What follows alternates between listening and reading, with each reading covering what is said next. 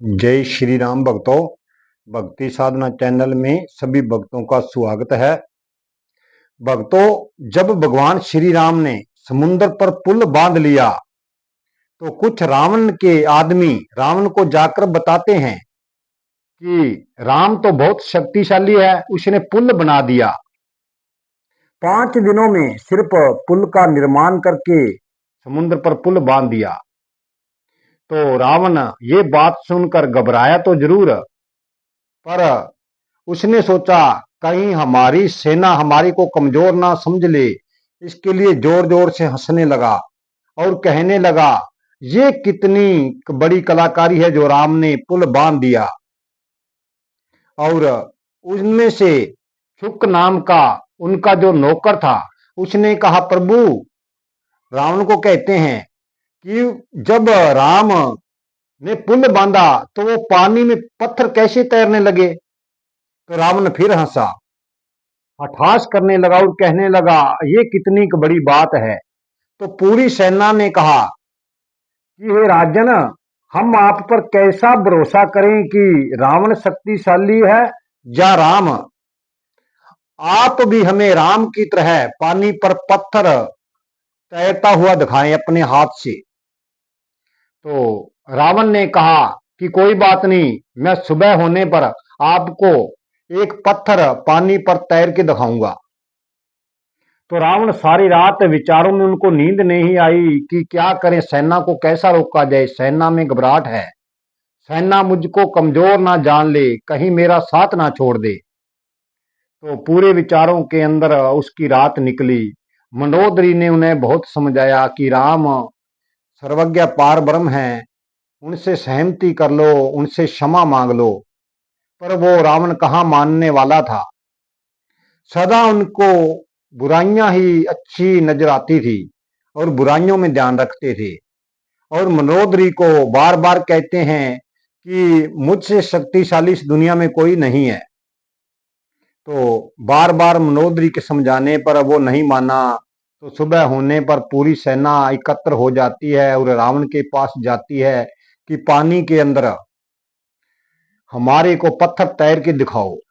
और रावण चले जाते हैं। रावण को पता था कि मेरे से पत्थर नहीं तैर पाएगा।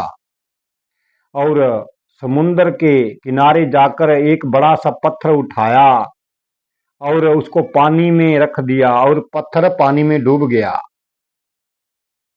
तो सेना कहने लगी, जिसके हाथ से पत्थर नहीं तैरा वो हमारे को पाक क्या तैरे तराएगा, हमारे को तो आप मरवा दोगे।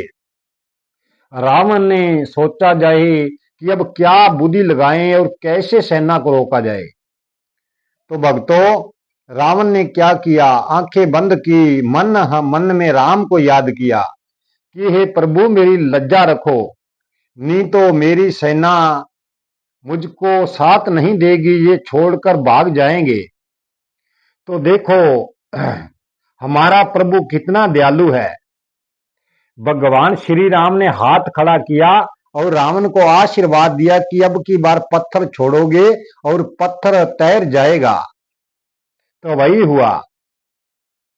जब रावण ने श्री राम का नाम लेकर पानी के अंदर पत्थर रखा तो पत्थर तैरने लगा और रावण की जय जयकार पूरी सेना करने लगी कि हम अपने राजा का साथ नहीं छोड़ेंगे, हमारा राजा बड़ा शक्तिशाली है। तो भक्तों, यहाँ पर विचार करने वाली बात है, भगवान के लिए इस दुनिया में कोई शत्रु नहीं है।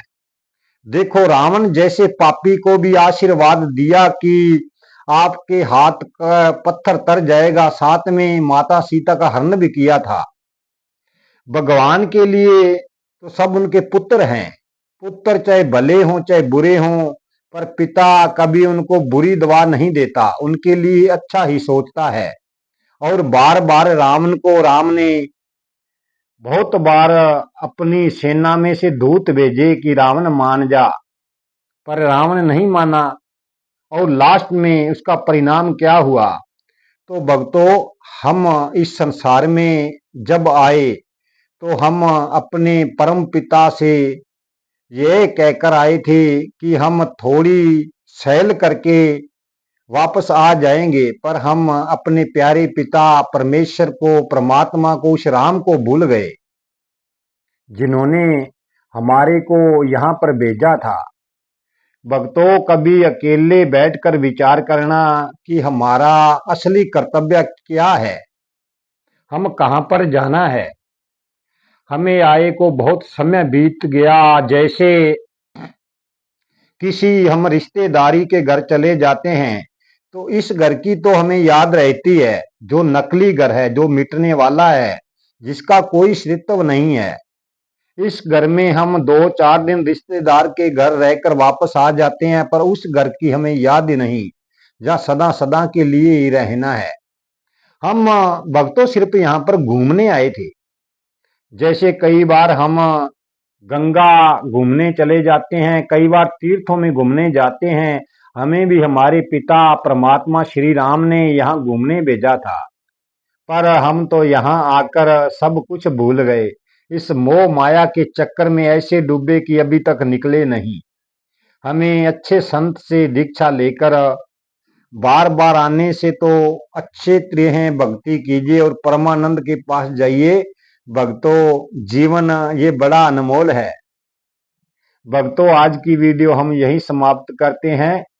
जीवन रहा तो कल की वीडियो में फिर मिलेंगे। वीडियो को लाइक, शेयर और सब्सक्राइब जरूर कर देना कि हर भक्त को इसका लाभ मिले। जय श्री राम।